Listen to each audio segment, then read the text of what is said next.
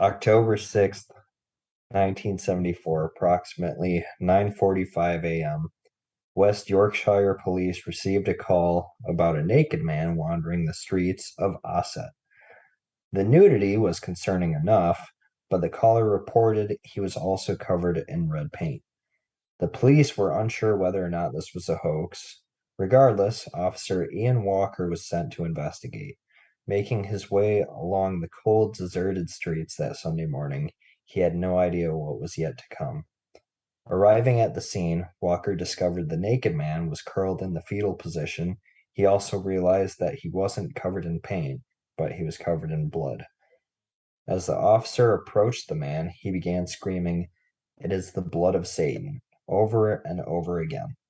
Clearly in a state of great distress and making no sense. Fortunately, a witness had shown up and identified the naked man as Michael Taylor.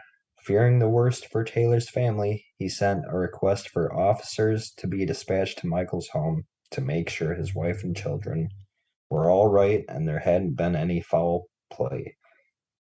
4 officers arrived at Michael Taylor's home. The officers were met with a terrible, gruesome scene.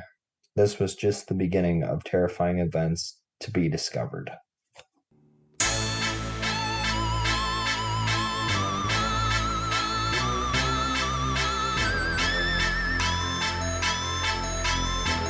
Hello there, friends, and welcome to the Paranatural Podcast. My name is Ben.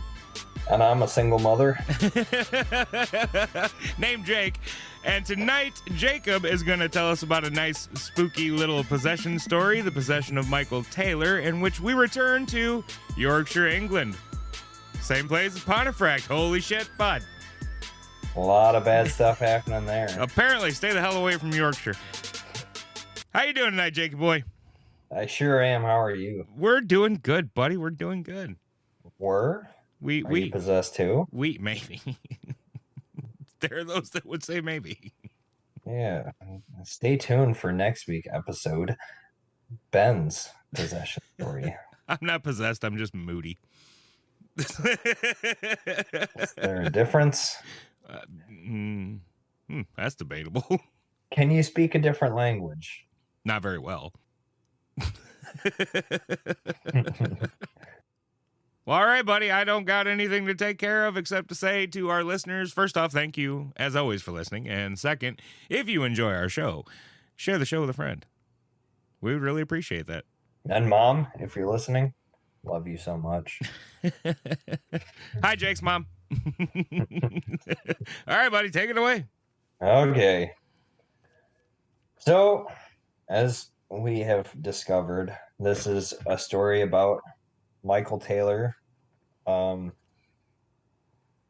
He worked for a while as a butcher, but an old job of his, didn't say what, caused him a pretty serious back injury to where he never fully recovered. So at the time, what year did I say? 1974. It was a great time of unemployment in the area. And with his back injury, it was extremely hard to find a job. Yeah, that's about the time that the economy all over just kind of started to take a nosedive. Yeah. So he lost the job as a butcher. This guy, he has a wife and 5 kids. Woof. Along with a dog. A poodle. A poodle? A poodle. Oh. Like a full-size poodle or a toy poodle? A full-size. Oh, that's I better. don't think the toy poodle was invented until 1982. That's an arbitrary fucking day. Yeah. It was a cold fall day when they're made. And a full-grown poodle had gone to town on a Yorkshire rat.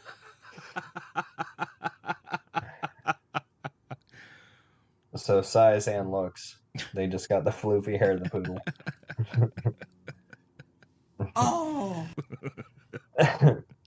So his wife's name is Christina Taylor, and she didn't have a job.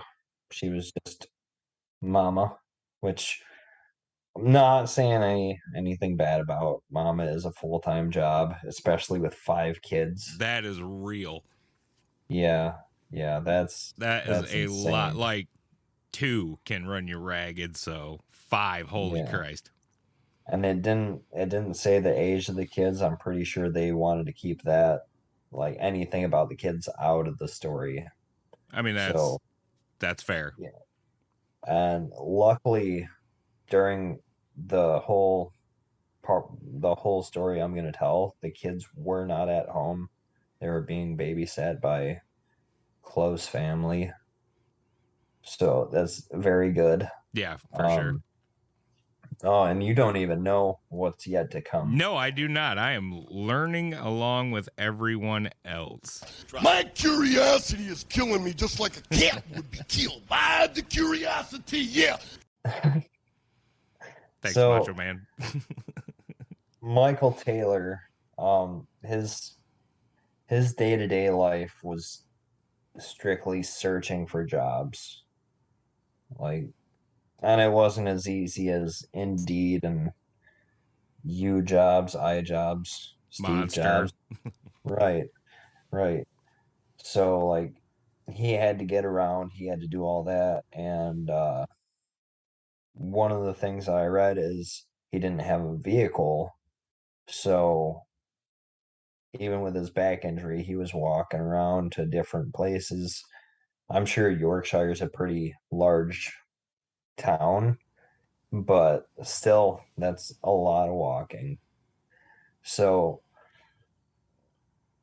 some issues began with him, um, with being out of a job and like not being able to provide well for his 5 kids and his wife and himself. Um, he starts getting depressed. He starts his pain from his past injuries getting worse and worse. And his wife, his wife is kind of pressuring him into joining a church group to like help him just talk things out and like help him as most churchgoers Just kind of a and church support group groups. type of thing. Yeah, Yeah. yeah, 1974's version of mental health care. pretty much. So he Michael Taylor, he's not religious. Education goes as far as public school gets him. That's his education. No college or university, since we're across seas right now. Yes, we go to uni. University. So eventually his depression got good enough or bad enough, I guess, to for him to just suck it up and start going to this church group with his wife. And so I'm gonna get into that a little bit. The story, when I read it online on the different places that I read, they have it so mixed up. Like there's no beginning. It's just a giant mashup of information. Mm-hmm. So if you look it up, it doesn't look like a long story. It doesn't look like very detailed story. But the more digging you do, the more you read into it. There is a lot Mm-hmm. into this. And I'm gonna stop at a certain point here pretty soon just to get your opinion Okay. because it baffled me. So he he's 31 years old and he lived a pretty ordinary life, but the main jobs in the area were cotton weaving and coal. Very hard jobs, especially if you have a back injury. So, his wife's friend, Barbara Wardman, she initially invited him to join the group, and then his wife starts pressuring him. It's called Christian Fellowship Church. So eventually he goes, and the prayer group was led by a young woman of 22 years old, Mary Robinson. And at some point, like during his first visit, she starts to shake and tremble, which she declared was the presence of the Holy Spirit being within her. Not what I've heard, but okay, Mary. So when she was shaking and trembling like this, it was believed that she could offer healing to the suffering. Again, not how I've known it, but whatever. Um, so she knew that Michael had an injured back and he was suffering from depression. So at this particular time of her tremors, get a new one, Mary. That's my thing. She believed that God wanted her to heal him. So when another member of the church, Mavis Smith, began to weep uncontrollably, Mary was torn who to help first. Eventually, she decided young Mavis needed her assistance. So Mary started speaking in tongues in order to exorcise the woman. Okay. Okay. Now, I'm not sure how good of a weight loss program that would be, but you know. Adkins. Anyway. Go Adkins, come on. So the congregation, it was pretty used to Mary doing these kind of things, but to their astonishment, Michael Taylor joins with Mary, also speaking in tongues and praying just ferociously. Now, this is where I wanted to stop. Mm-hmm. Michael does not have a religious background. He's not religious. He's not universified in other languages. From what I've seen, he does not know other languages. Mm-hmm. So either he's speaking gibberish or he's speaking in tongues. That kind of knowledge does not just happen. So here's what you may be misinterpreting when they say speaking in tongues. Tongues is not in and of itself a language. Right, but usually it goes to like Aramaic or... It can. It can. It can. But it can. A lot of times there have been a lot of recordings of people speaking in tongues where it's not a known language. So, I mean, you can play that to say they were speaking gibberish. It depends on where your faith lie. You know, are they speaking gibberish and making it up, or is it something speaking through them in a language that we do not understand? Well, from the sounds of it, which I'll get a little bit more into, they were speaking the same thing, the exact same thing. Which is part of the theory of speaking in tongues, is that the message comes through in an unknown language, and yet God gives to them or someone hearing them the understanding. That's it's. I'm just saying, for him to never hear this stuff before, not be religious, it's a little bit weird. Now, it's about to get a little bit more weird. Let's go. Yeah. So, over the next few weeks, Michael Taylor is doing this kind of stuff. And he just becomes obsessed with Mary.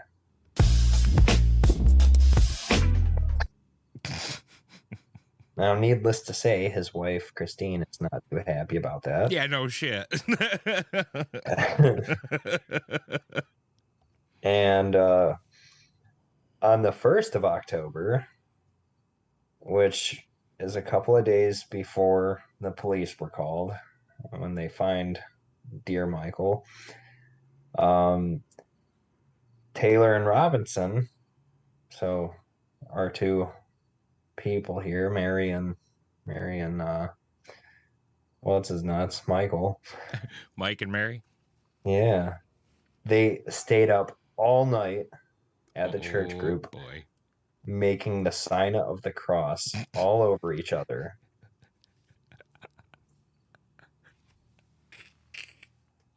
I've never heard a euphemism like that Yeah, Christine didn't know what to think about it either. one.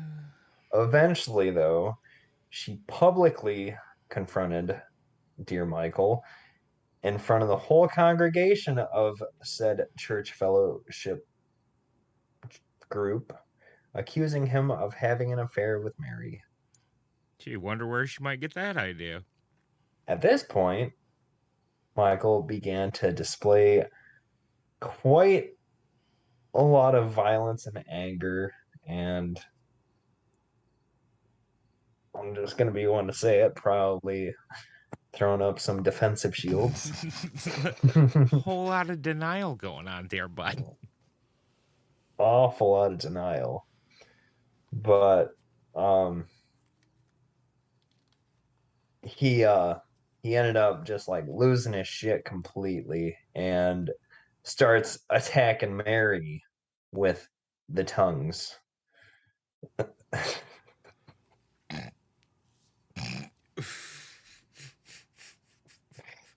Well, anyway. Oh yeah. So members of the congregation intervened and they dragged Michael, leaving the young Mary Robinson trembling, not shaking and tremoring, but just trembling and fearing for her life for whatever Michael said. So, I mean, despite if you attack a girl with the tongues right, you leave them trembling. It's what happens. you deserved that. That was good. You deserved it. But yeah, and hopefully not fearing for their life, but Michael apparently had a way with tongues. So, despite his Hulk, he still got to return to the church the next day and received absolution and forgiveness. This wasn't the end of the matter, however. Some felt that Taylor's behavior had gone too far. They believed the only explanation for this once mild-mannered man's actions was demonic possession. Oh, of course. Hey, how else do you explain people getting mad about getting accused of being unfaithful? Right. Right. Right. And The only anger to come from that has to come from somewhere else. drawing signs of the cross all night long on each All other's over bodies each other. with a 22-year-old chick. Yeah, okay. Anyway. All over it. All over. Come on, Michael. So, the local, like the priest of this group, he caught wind of what happened. He didn't attend this little group. Oh, the but priest like, wasn't part of the drawing crosses all over each other all night long? I have a joke, but I'm not gonna say I'm it not because either. okay, but you know where I'm going. Yep, sure do. Let's just say he saved the drawing of the crosses for someone else. Altar boys. Oh, I'm sorry. I'm sorry. One of us had to say it. Okay, moving on. I'm glad you said it. So he was particularly concerned with this outrage. So he called for an exorcism for Michael Taylor's soul. What do you think so far, Benjamin? I'm pretty sure we've made it clear what I think so far. Sounds like dude got busted doing the hanky panky. Hanky panky. Yeah. Drawing crosses. all Holy over each hanky other. The panky. holy hanky panky. He was using his tongues. Anything else you think's going on? Do you think there's a outside inside force causing this? So far I've seen no real evidence of that. But again, that depends. If you're an extraordinarily faith-based individual and you believe in the power of God to make you do things like speak in tongues and heal others, And use tongues. use tongues. That's not what I'm reading into this story though. All right. So next we're going to talk about the exorcism.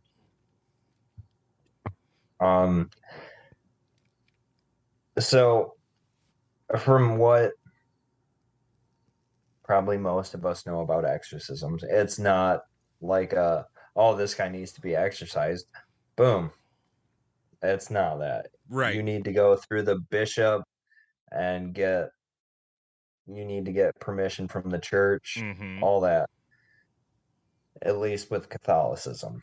With most religions that actually perform exorcist rites, there's the same thing. They're very careful about when and where they apply such techniques in general. And usually there's not an audience. Right. Well, there's usually a witness.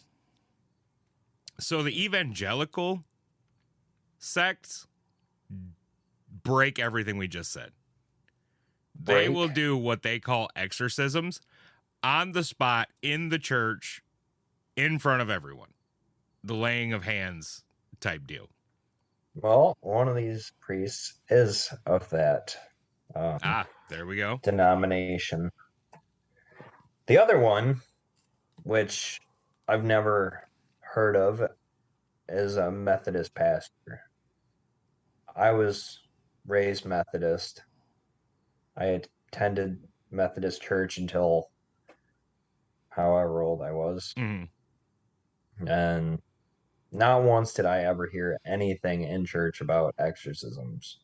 Ever. I can't say the Presbyterians, which is my family's denomination, not mine, but my family's.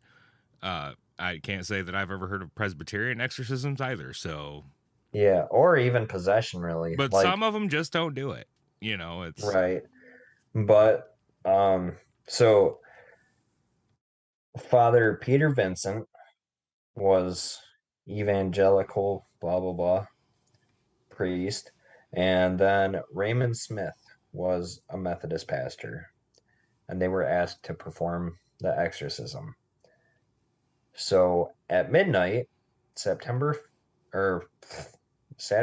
the 5th of October, it's weird how they worded that, or how I worded it, but they worded it in the European style, which is backwards from how we do it. Darn kids. At St. Thamas Church in Yorkshire, the exorcism began. For the next 7 hours, Taylor was put through unimaginable horrors.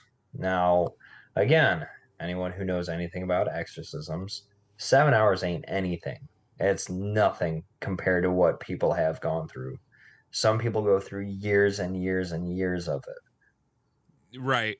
Not many hours a day. Yeah. Right. But yeah, so 7 hours, that's nothing.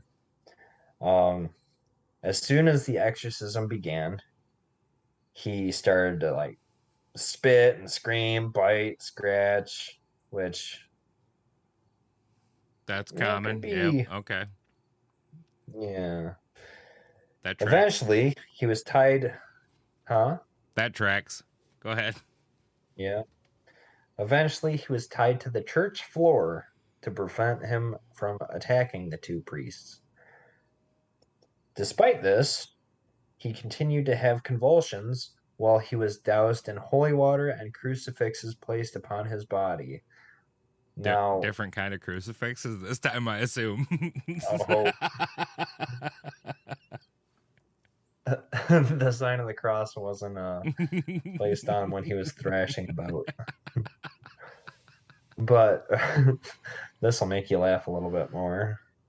And for those dirty people in the audience, Mom. Apparently, I didn't mean that. Boy, I hope this is the one she comes in on. Oh my goodness, she would laugh her whole butt off. All right, anyway. All right, so apparently they didn't just stop at placing the crucifixes on his body, like on his forehead and his heart, all that. They also jammed it in his mouth. But it kind of sounds sexual, so I'll roll with it, okay? What the fuck was going on in that church? Jesus. It wasn't Jesus, that's why. So after a few hours, they identified 40 demons, over 40 demons, 43 to be exact, inhabiting Taylor's soul. No, many trippers, bro. Many demons, bro.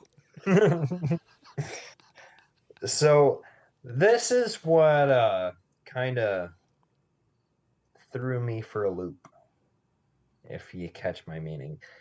These demons included incest, bestiality, heresy, lewdness, carnal knowledge, and blasphemy. It's not demonic names, that's sins. That, according to some faiths, are caused by specific demons. Yeah. Yeah, and we all know there's at least 43 sins out there. Masturbation wasn't on the list, so we're... Well, no, he had a friend. He didn't need that one. Yeah, go Mary! So these, according to the priests, they had to be dragged kicking and screaming from Michael Taylor's body. Okay. Yeah. I mean, it's a phrase that doesn't mean literally, I suppose. If you watch the videos, because you know, back in the 70s, they had their smartphones out. Mm-hmm. But yeah, you could see him like just ripping them out of his nose. They're kicking, screaming, scratching, all that stuff. I don't know if this counts as blasphemy, but it's funny. By daybreak, everyone involved was exhausted. The exorcism had only been partially successful.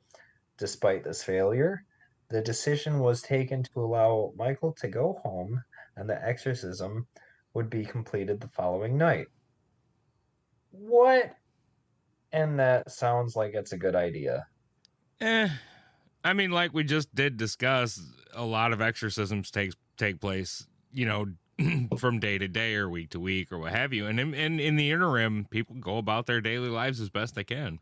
Yeah, but with the violence that they said that he was showing and all that stuff, he's attacking people. But only during the exorcism. Yeah, but he was tonguing people in a bad way before it. I don't know that's what happened. He was tonguing people bad. So they were all just exhausted, and he goes home. They're gonna do the rest of the exorcism the next night. So according to this, they got 40 demons out of his body the first 7 hours. That 40 demons. That's too many demons. In 7 hours. It's impressive. The 3 that were left inside his soul that stubbornly occupied it were insanity, anger, and murder. Yeah, now that really makes their let's send him home thing not so smart. Not bad move, Cotton. Yeah. So now we're gonna go back to where my intro ended. Mm-hmm. What the police found when they went to Michael's home, they had him taken to the, I don't know what the English um lockup is called, but Probably jail. whoa, you're making him sound like a criminal. So what they found, and mind you, his 5 kids weren't at home, luckily, but they found his wife and their dog, the poodle, full size poodle, um, in a state of not being well. Um, so they were both dead. Yeah, I would say that's not well. That is not well. And how dead they were was also not good. Um, so what they said is the wife had been asphyxiated on her own blood. Choke me, devil daddy, choke me. Sorry.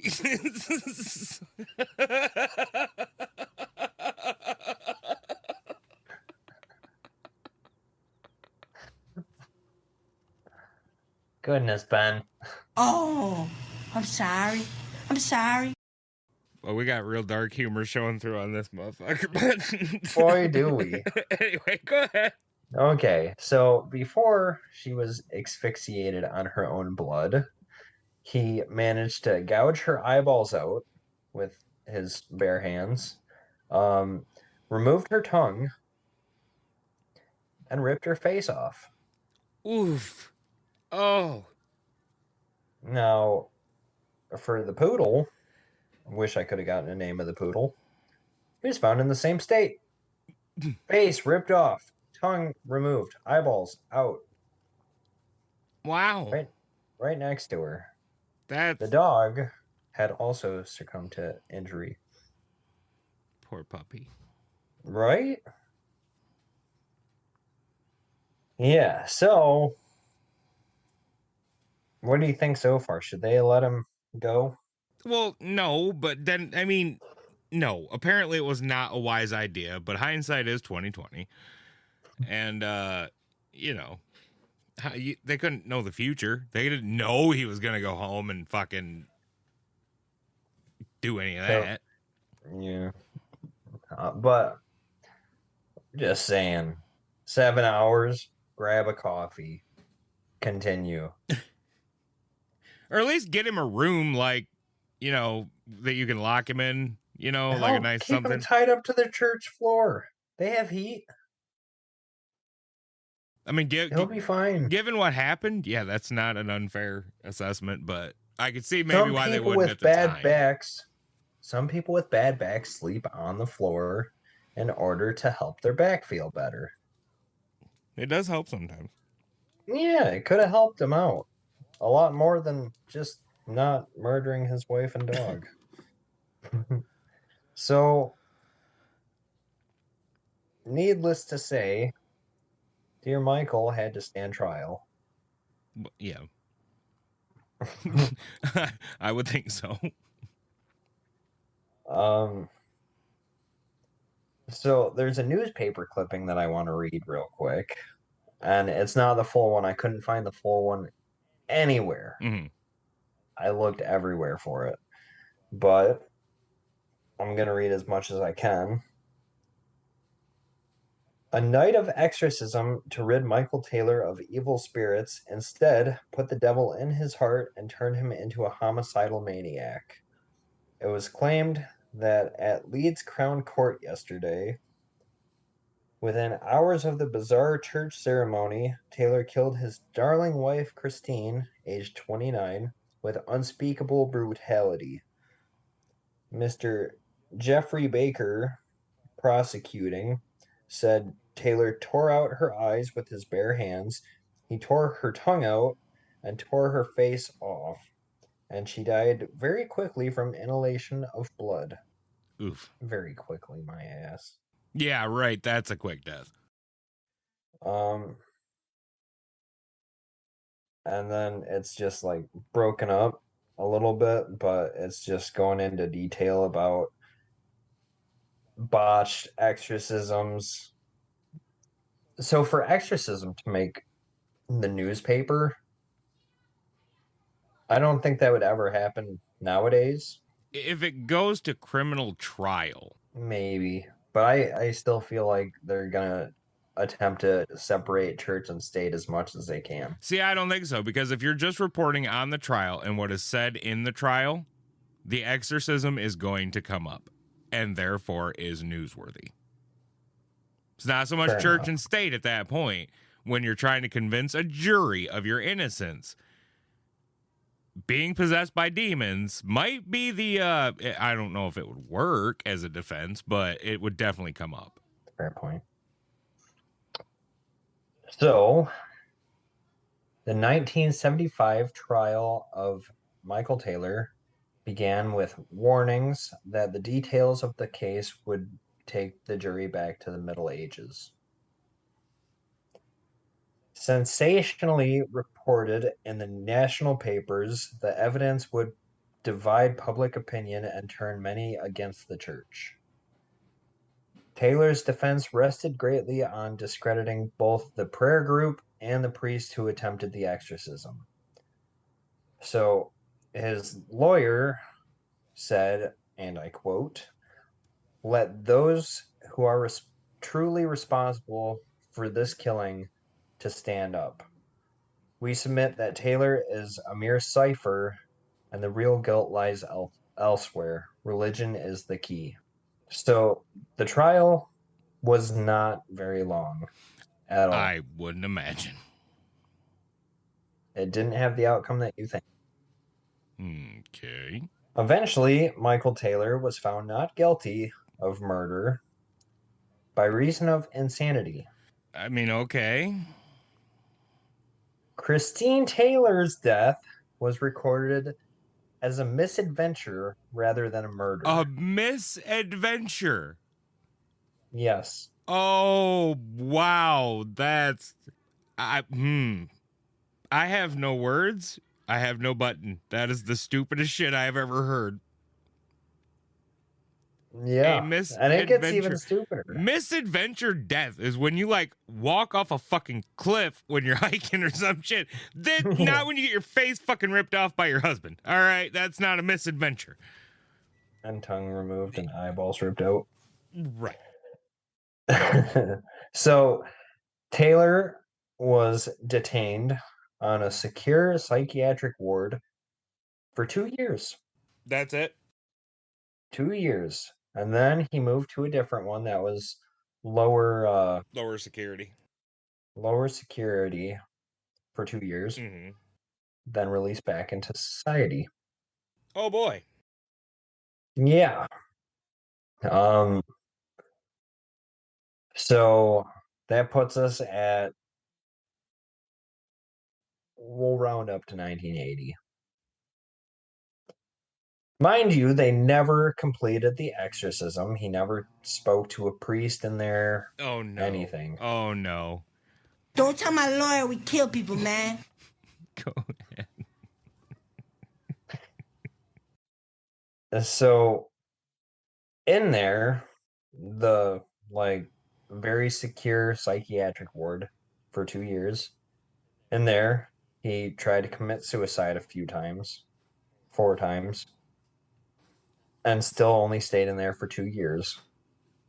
Which, come on. You rip off your wife's face. Even worse, you rip off a dog's face. One could be the other. I take all responsibility for my own reactions. Yeah, all that stuff. And then try to commit suicide. And still only altogether 4 years. 4 years in the psych ward and you're back on the motherfucking streets. Yeah. Oh boy. So in 2005, so he goes this whole time with not finishing the exorcism of the 3 demons left in him that caused him to do all this. Allegedly. That's another 25 years of him just living. Mm-hmm. No suicide attempts. No, I'm not going to say no nothing. He was brought back in front of the courts again in 2005, accused of inappropriate conduct with a child. I hate this story. So that would put him at 55 years old. I feel like we really need a disclaimer for this one, but it's a little late now.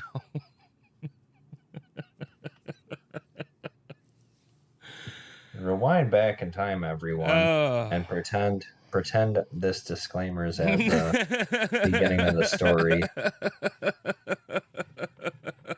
You want to give the disclaimer or me? You do it. You're better at it than me. We'll just move along. A little late now. The possession of Michael Taylor continues to divide public opinion, and what role the Christian fellowship prayer group played in the death of his wife. Did the group led by the charismatic Mary Robinson just send this slightly depressed and vulnerable man over the edge of insanity? Charismatic. Or they call her charismatic. There's one word for it. Is that one word for is it. that code for her? She's got nice knockers. Hey, she has the sign across all over.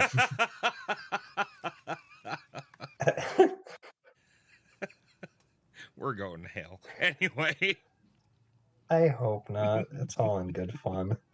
As for the priests who carried out the exorcism of Michael Taylor, if they truly believed that he was possessed by demonic entities such as, once again, violence, murder, and what was the last one? It was insanity. Duh. Should they have allowed him to walk out of the church on that fateful Sunday morning? No, they shouldn't have. Apparently, there was a witness to the exorcism, Margaret Smith, who had begged the priest not to allow Taylor to leave the church until the job was complete. Her pleas, apparently, had fallen on deaf ears because now there's a dead dog because of them. Yes, for sure. Oh, and his wife. And his wife. Again, it mentioned next to nothing other than he had 5 kids, but imagine the kids, they were well known as his children, so I'm guessing they were raised not that great, like pariahs, for lack of a better word. Mm-hmm. Some argue that the fact that Taylor left a psychiatric unit only 4 years after the murder, a sane man, indicates that he was never possessed. Others argue that Taylor's subsequent suicide attempts are the sign of a truly troubled soul. Both sides appear to agree that Michael Taylor was driven to commit these terrible acts by outside forces, whether it was demonic possession or hysterical neurosis of the church. Don't go to this church, guys. No shit. Whatever the truth of the matter, an innocent woman was brutally killed, a family torn apart. It's not mentioning this, but a dog was also brutally killed, and a small town scarred forever by the, I can never pronounce this word right, macabre. There's an R in it, Ben. It's French. They don't use all the letters. The club and Oh wait, they don't use all the letters. Grisly tragedy.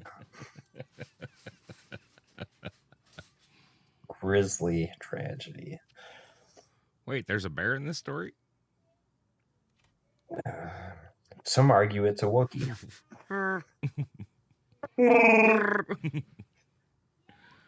So, one little fun thing that I wanted to say, and this is gonna upset cat lovers, Ben. What truly led to them saying that he needed an exorcism is he was cussing and speaking in tongues and all that, but like all hell broke loose. He grabbed a cat and threw it out the window. And they're like, this man is possessed. He has got evil within him. Well, yeah, anybody that can do We that need to a do cat something. is definitely Consider me. evil. Evil! Consider me evil. I would do that to a cat for the giggle and shits for it. You get a sad trombone for that. Cats are evil on their own. Don't make me exercise you. We need purification by fire. In nomine on Patre all et Filii cats. Spiritus Sanctum. Sanctum. That's Latin. Sancte. I'm aware, but it's not a sanctum. Yes, it is. No, it's not. How much Latin do you speak? That much. Me too. We'll settle this off there. Well, that's my fun little love story. Oh yeah, that was real fun, Jake. Jesus Christ. I mean, he's still alive too. He's still ugh, doing great. oof. Out of jail. Of course he living is. among- Of fucking course he is. Yeah. Oh God. I'd like to say a few things about that court. Yeah. Wow. If you are fit to stand trial and you know what happened, Yeah, I don't know. Ugh. okay, like if he went in there not knowing a thing about the murder, not knowing anything about like the past 24 hours, I would say at least look at insanity. I mean, I get where you're coming from, but people do So do I. snap, right? Yeah. They have a show called Snap. Like it happens.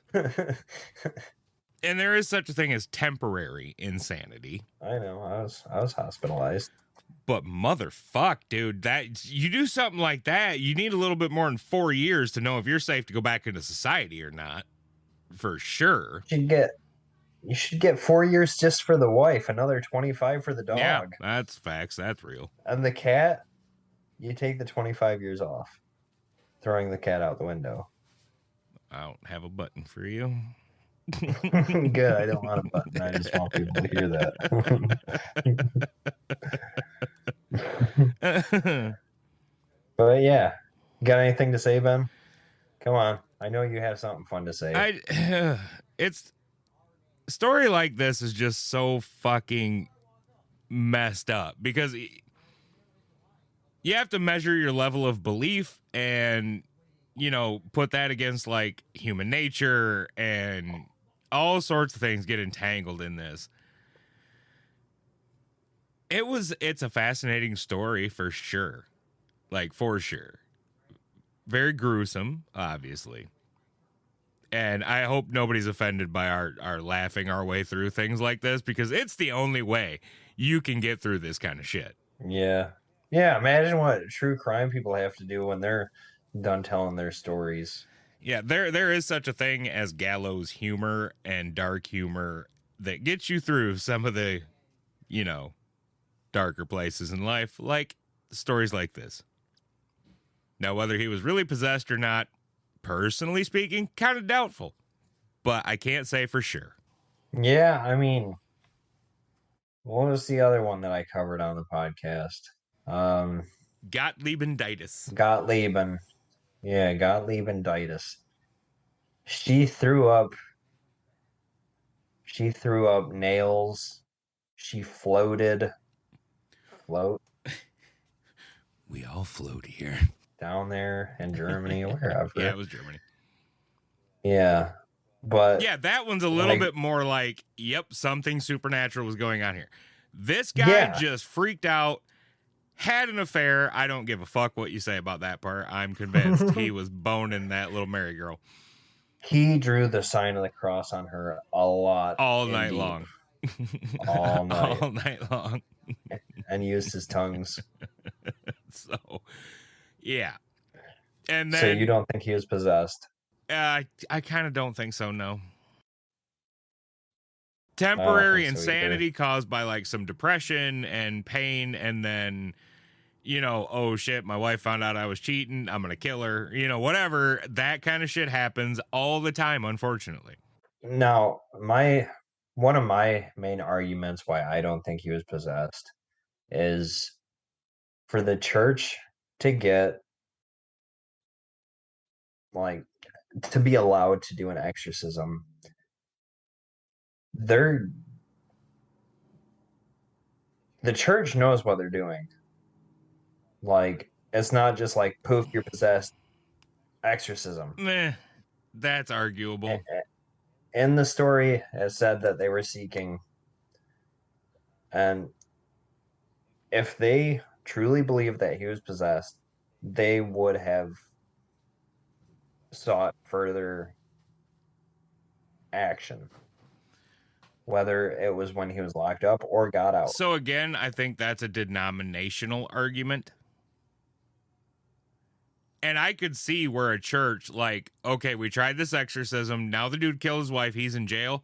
I could see a church just backing away from that as quick as possible, making no more moves to advance any sort of thing, because they were already in court getting blamed for him doing this.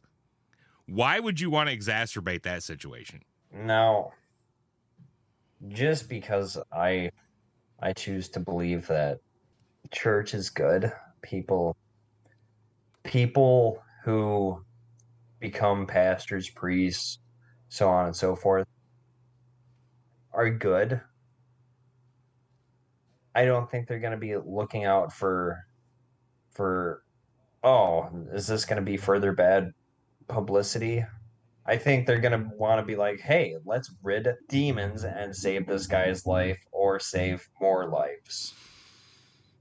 And I want to say they would look for that instead of, oh no, we're going to lose a few members. as individuals, maybe. As an organization, there is proof that that is not how it works. You know, since we've already got real fucking dark on this thing, when the whole Catholic child molester thing came about, Wow, Ben. the church, they covered it up. They took these priests that were accused, they just moved them to different churches and shuffled shit around. They tried to cover it up as best they could. As organizations, and that might not happen anymore with that particular group, but as an organization, that's what they did. So yes, I believe, like you said, as individuals, they enter into the clergy with good intention. But the road to hell is paved with good intention, my friend. And as an organization, You philosophizer. as an organization trying to cover their ass, I can very much see them being just back the fuck off of this guy. Whatever he's doing is none of our business anymore. So you think they just called it quits after they started getting some of the blame? Absolutely. Fair point. People who listen to this dark humor, tell us what you think. Yeah. Please feel free to weigh in. And I do want to give a special thank you to someone that I completely forgot about. It goes to the person who commented about muffins. Which one? There was a couple. There was a couple? Yeah, there was a couple of them. Dave and Chris, I think, got in on that. It was Dave. I think Leilani The got in on inside of that. the muffin. He said the inside of the He muffin. said the inside. That is such a milquetoast fence sitter answer. Dave, come on, bud. Yeah, you know it's the top. You know it's the top. Yeah.